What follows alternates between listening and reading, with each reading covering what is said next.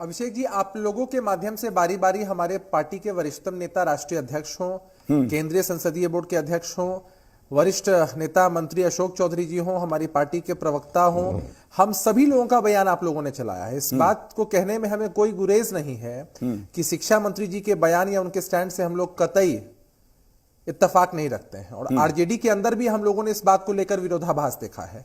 एक तरफ जगदा बाबू समर्थन करते हैं, दूसरी तरफ शिवानंद तिवारी जी इस बात को खारिज करते हैं। राष्ट्रीय जनता दल की तरफ से हमेशा इस बात को कहा गया है कि अंतिम निर्णय या पार्टी का या गठबंधन का जो स्टैंड है वो तेजस्वी यादव जी एक्सप्रेस करेंगे। तो हम लोग उसी उम्मीद में है कि चूंकि ये इनका इंटरनल मैटर है और कहीं ना कहीं जनता की भावना आहत हुई है, महागठबंधन का एक गलत परसेप्शन जा रहा है, तो निश्चित रूप से तेजस्वी यादव जी इन सारे मामलों का संज्ञान लेते हैं। क्योंकि एक मिनट के लिए मैं समझ लेता हूं, जैसे शक्ति जी कह रहे हैं कि बात हुई तेजस्वी यादव ने, मैं फिर कह रहा हूं कि कार्रवाई ना करना चलिए मुख्यमंत्री हैं, तेजस्वी यादव आपस में बात कर लेंगे, लेकिन कम से कम इतना तो होता कि जेडीयू के अगर बड़े नेता कुछ कह रहे हैं कि भाई हमें आपत्ति हुई है इस बयान पर, तो कम से कम कुछ नहीं तो अपना खेद तो प्रकट कर देते। तेजस्वी यादव ने इतना भी हिंट अगर दिया होता कि हां शिक्षा मंत्री आकर खेद प्रकट करेंगे, नहीं हुआ कुछ। तेजस्वी यादव जी ने एक समय आज से 3-4 दिनों पहले यह भी बयान दिया था कि उनकी पार्टी के भी कुछ नेता हैं जो बीजेपी की नीतियों पर चलने की बात करते हैं, बीजेपी के एजेंट के रूप में काम करते हैं। तेजस्वी यादव जी को लेकर हम लोग पूरी तरीके से आशान्वित हैं कि वो मामले की गंभीरता को समझते हुए आगे एक पॉजिटिव निर्णय लेंगे। अभी उनकी प्रतिक्रिया क्या हुई है उससे अंतिम निष्कर्ष तक पहुंचना मेरे हिसाब से लाजमी नहीं है। हमें इंतजार करना चाहिए, हम इंतजार कर भी रहे हैं, पेशेंस के साथ इंतजार कर रहे हैं कि राष्ट्रीय जनता दल का स्टैंड इस पर स्पष्ट होगा। निश्चित रूप से ऐसे किसी भी मामले में कार्रवाई सुनिश्चित की जानी चाहिए। बहुत छोटे छोटे और बुनियादी सवाल है। क्या किसी नेता को, जनप्रतिनिधि को मुख्यमंत्री जी के विषय में इस तरह की भाषाई मर्यादा को लांघ कर टिप्पणी करने का अधिकार है? क्या धर्म को आधार बनाकर भाजपा की पिच पर खेलकर कहीं ना कहीं भारतीय जनता पार्टी के एजेंडे के हिसाब से बयान देना चाहिए? और जब ऐसी चीजें ये भी उसमें जोड़ लीजिए, ये भी जोड़िए कि एक शिक्षा मंत्री को शिक्षा के मंच पर जाकर आरएसएस और बीजेपी की बात करनी चाहिए। नहीं, हम तो साफ तौर पर इस चीज की वकालत कभी नहीं करते हैं। महागठबंधन का जो स्वरूप तैयार हुआ है, बुनियादी एजेंडा क्या है? न्याय के साथ विकास, कैसे रोजगार दे, कैसे महंगाई को घटाएं, कैसे देश को एक सशक्त विकल्प दे, विपक्षी एकता की हम बात करते हैं। हम लोगों ने तो कभी धर्म के आधार पर राजनीति नहीं की है। आप किसी भी पार्टी की आइडियोलॉजी को उठाकर देख लीजिए, सर्वधर्म संभाव की बात हम लोगों ने हमेशा की है, सभी जाति धर्म के लोगों को सम्मान देने की।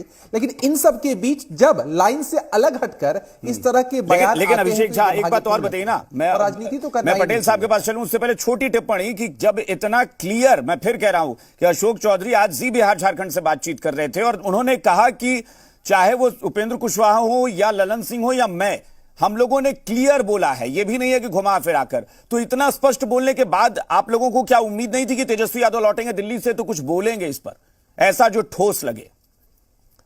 हमारी उम्मीद अभी भी है, हमारी उम्मीद अभी भी है। हम लोग किसी अंतिम निष्कर्ष तक नहीं पहुंचे हैं। क्या ऐसा है कि जेडीयू पर दबाव है कि नहीं, हमारे पास विकल्प नहीं है इसलिए हमें कॉम्प्रोमाइज करना है? नहीं, अभिषेक जी, उसको इस एंगल से देखने की कतई जरूरत नहीं है कि महागठबंधन का स्वरूप टूट जाएगा, महागठबंधन कमजोर होगा, ये विकल्प है, वो विकल्प है। हमारा साफ कहना है कि हर पार्टी अपनी आइडियोलॉजी, अपने स्टैंड के हिसाब से चलती है। मैं शक्ति जी को पर्सनली जानता हूं, बहुत आध्यात्मिक, धार्मिक है, पूजा पाठ में लीन रहते हैं। अभी इन्होंने कहा साफ तौर पर कि शिक्षा मंत्री जी ने रामचरितमानस को लेकर कुछ भी नहीं कहा। हमारा विरोध या हमारी आपत्ति इस बात को लेकर के है कि रामचरितमानस के विषय में भी उन्होंने आपत्तिजनक शब्द का इस्तेमाल किया है। आप अगर उनका ट्वीट खंगाल कर देखेंगे, मेरे पास उनका ट्वीट है, ट्वीट की आखिरी लाइन में वो लिखते हैं कि इस फर्जी पुस्तक से किसे फायदा पहुंच रहा है, सवाल तो करना पड़ेगा। आखिर जब सार्वजनिक रूप से आप इतने बड़े ओहदे पर हैं, आपकी बातों को लोग सुनते और समझते हैं, आप कहीं जाते हैं तो लोग उसको फॉलो करते हैं, अगर शिक्षा मंत्री जी के द्वारा इस तरह के शब्दों का इस्तेमाल हो रहा है, इस बात पर हमारी पार्टी को आपत्ति है कि ये चीजें नहीं होनी चाहिए। कांग्रेस और आरजेडी ने यह मुद्दा उठाया है कि नरेश अग्रवाल ने बयान दिया था, लेकिन मैंने उसको स्पष्ट किया कि नरेश अग्रवाल जब बयान दिए थे तब समाजवादी पार्टी के सदस्य थे, बीजेपी ने उनके खिलाफ एफआईआर दर्ज कराई थी, बाद में उन्होंने बीजेपी फिर ज्वाइन किया था। लेकिन मैं सिर्फ कह रहा हूं कि क्या वहां की बात या अलग अलग बातों को करने के बाद शिक्षा मंत्री क्या बेदाग साबित हो जाते हैं? अगर मैं मान लेता हूं कि 4 आदमी और बोले, एंगल से नहीं, जिम्मेदार पद पर बैठे व्यक्ति अभिषेक जी, जिम्मेदार पद पर बैठे व्यक्ति जब सार्वजनिक पटल पर, चाहे वो सोशल मीडिया प्लेटफॉर्म हो या कोई भी स्टेज हो, वहां जाकर जब ऐसी बातें करते हैं जिन पर घोर आपत्ति दर्ज कराई ही जा सकती है, उस बात से पीछे नहीं हटा जा सकता है। हम न नरेश अग्रवाल जी का समर्थन कर सकते हैं, न हम चंद्रशेखर जी का समर्थन कर सकते हैं।